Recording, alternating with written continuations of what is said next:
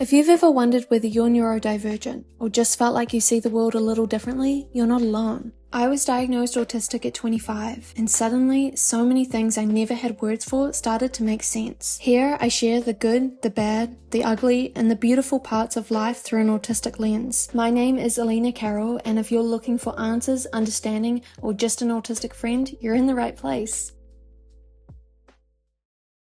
You know the moment when your body is shutting down, you're unable to move, your thoughts are unable to come out through words, you're unable to express your emotions to people that might be asking what's going on, what's wrong. You might be dissociating, you have just kind of shut down and frozen. Maybe you're having a panic attack to some degree, but it's all very internalized. It is not at all external. It is not happening out here. Your mind ultimately is just screaming, but all you can do is just sit there and stare. Well, for so many years of my life, I thought that I was just being too sensitive. I was unable to cope with things that were going on around me, but clearly things weren't that bad because I wasn't having these big reactions. It was all very internalized.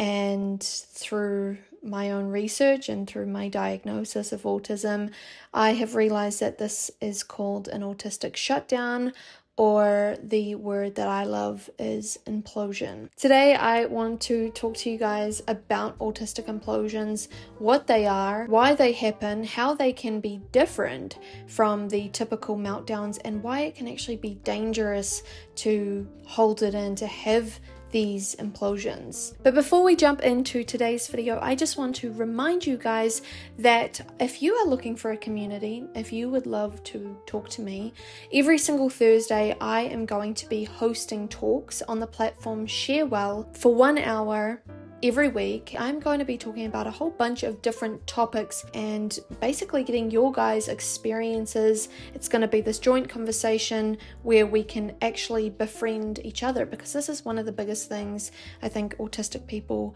are missing. Whether you are high masking or not, I think so many of us really do struggle with authentic connections, and I really want to find that in my own life. And so this is something that I'm kind of doing. I'm pushing myself out of my comfort zone. So anyway, if you guys would love to join me each week, I will leave the link down below. Come and chat, come and say hi. So yeah, without any further ado, let's jump into this video. So you've probably heard of the term meltdown, shutdown, but you've probably heard this in the context of, very big, externalized, physicalized behavior. So this might look like screaming, yelling, headbanging. It can be quite violent to others or to oneself. I know for me, my meltdowns often look like basically that.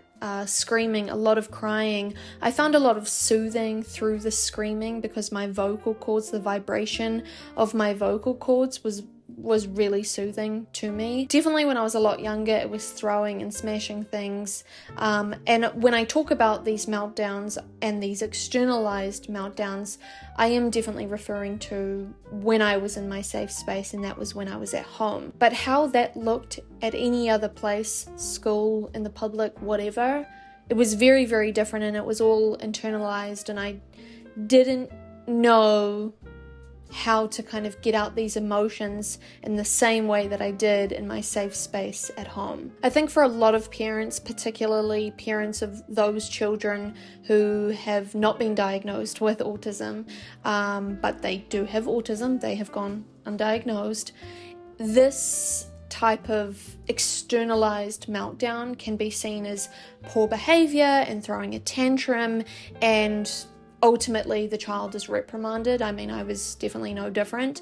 And so this can be really confusing for the child because their brains are having a reaction to many different things, from overstimulation to emotional overload to the chronic masking that we constantly have to do. The meltdowns, particularly the physical external meltdowns, are a way for us to actually get out and find some relief. The problem comes if you were the child or even the adult, because I'm probably still that now, if your meltdowns, your shutdowns are happening internally, so therefore you are imploding. People then can find it really hard to recognize then what's going on for you. You seem quiet and passive, and if you're not able to kind of share or vocalize what is going on, people often don't understand and will believe that, everything is fine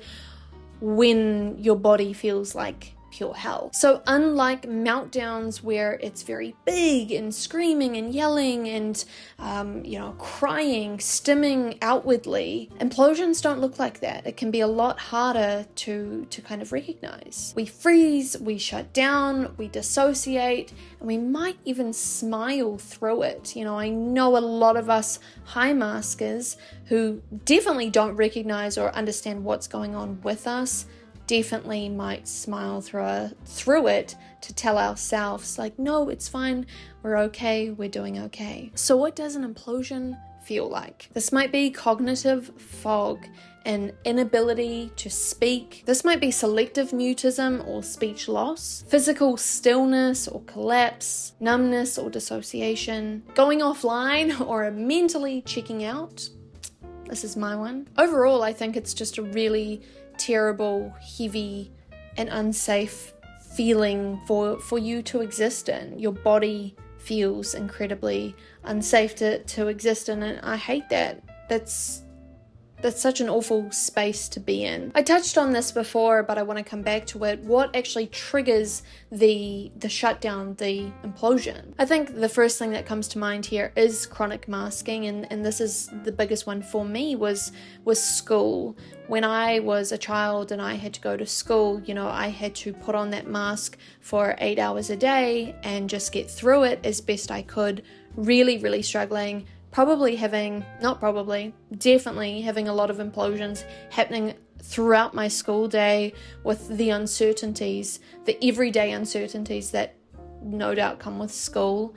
And then ultimately, with all of those implosions and those shutdowns, coming home and then needing to physicalize it, that meltdown turns ultimately a lot bigger. Sensory overwhelm, we have major sensory sensitivities, and it can be really hard to kind of process or release the tension that comes with having to bear through terrible sensory environments. For so many of us, we have to have employment, have a job, and with these jobs comes a lot of sensory overwhelm. If you're working in a supermarket, you're constantly having to deal with the bright lights, the busyness of people, the loud clashing. When I was a bartender, I would be near the kitchen sometimes, and the dishwashers would smash the plates down, and I just couldn't understand, how can they not hear how loud this sounds? Going home at the end of the nights, I just didn't know how to release the tension and the overwhelm.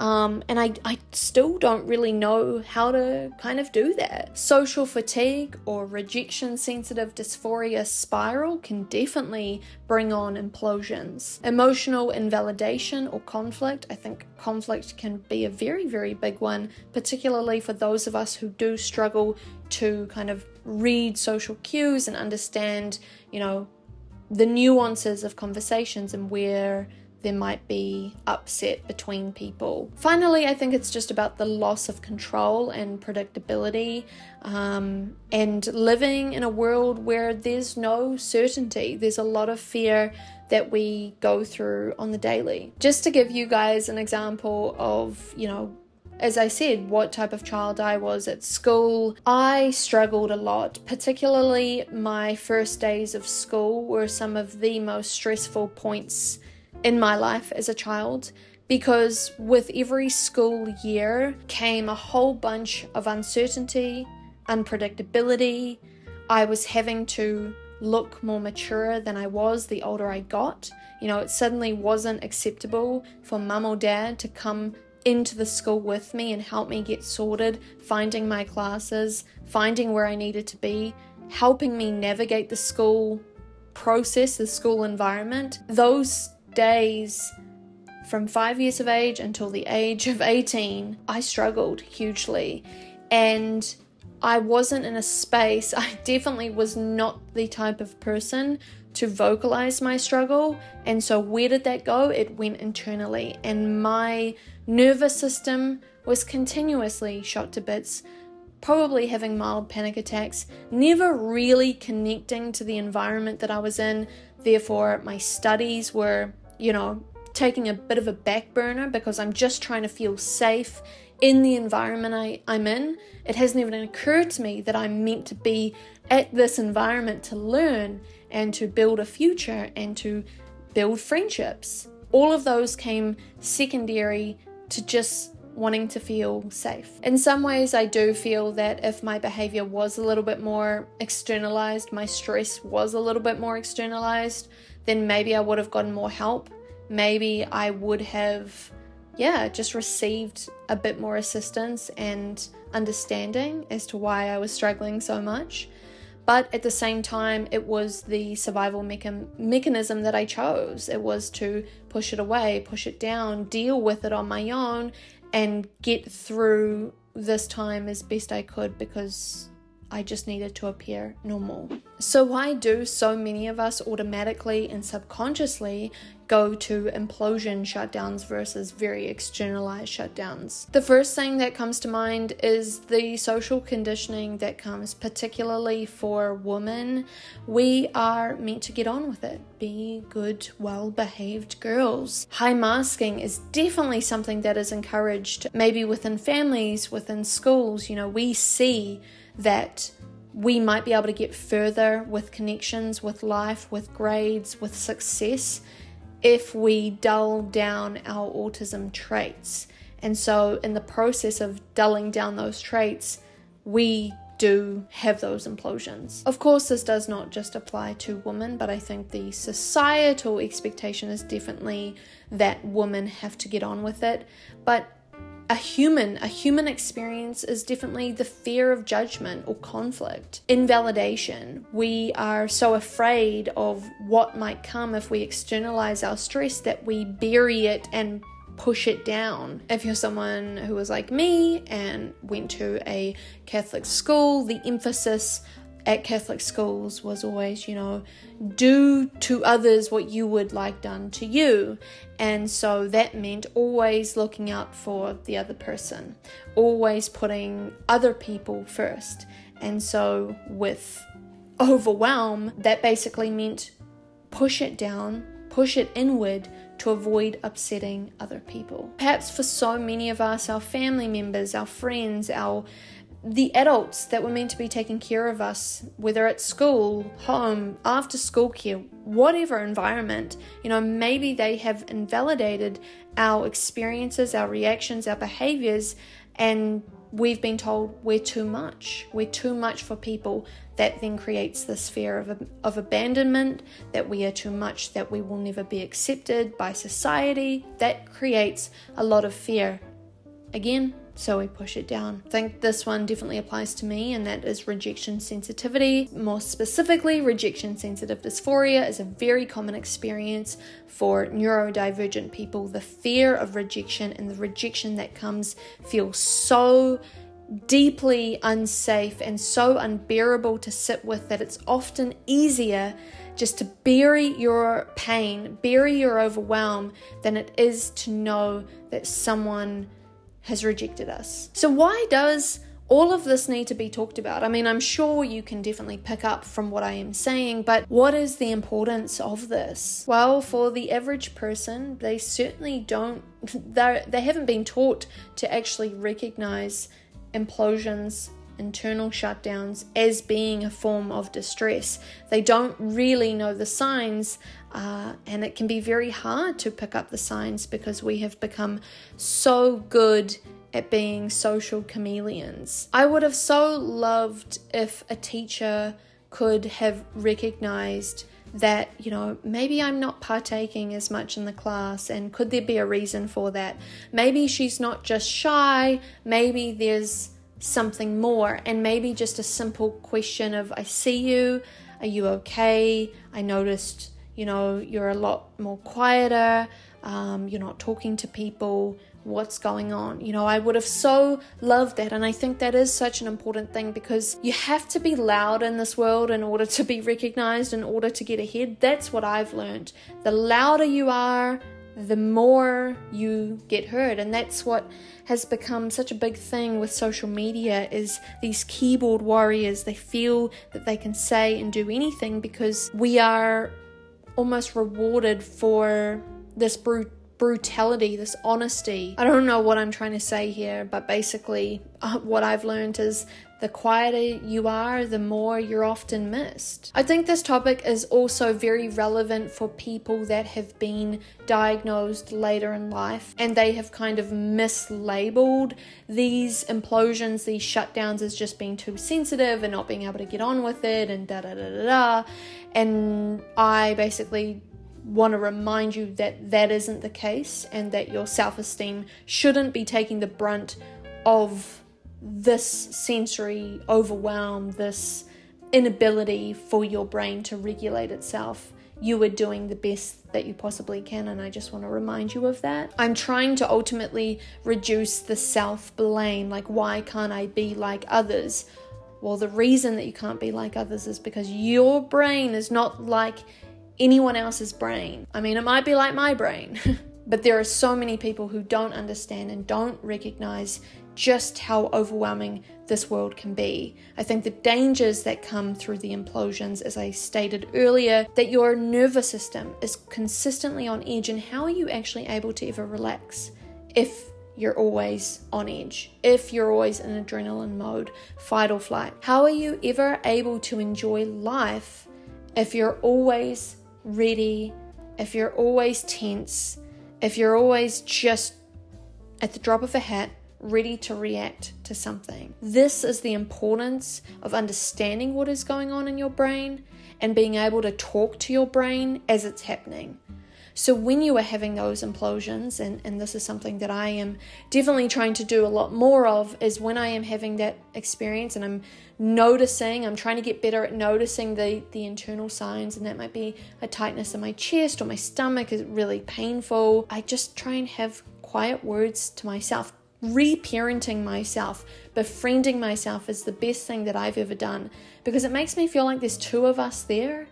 My brain is talking to me, the little me, the inner child, and saying like, wow, you're really feeling this right now. And I'm not trying to fix it, I'm just trying to validate. Because that's probably what so many of us went without, was not being validated, not being soothed during those moments, often reprimanded, often disciplined. I guess that's the moral of the story. The moral of today's video is just please develop a friendship, a loving, kind, parental friendship with yourself. Because once you do that, your parent, who's your friend, would never want you to be experiencing this type of distress that you are constantly going through. And they will do everything they possibly can to get you out of that. And I'm going to leave it there today, you guys, because I don't want to harp on too much. But thank you so much for listening to this video. If this resonated, feel free to give me a thumbs up or a subscribe. I've got to remember to do these things for social media, but yeah, the choice is yours. I hope you did find value in today's video. Of course, I love to hear from you guys either in the comment section, or you can talk to me about that in my session on Sharewell. Again, my link to that is down below, along with my other social media links. Thank you guys so much for listening to me today, and I'll talk to you very soon. Bye.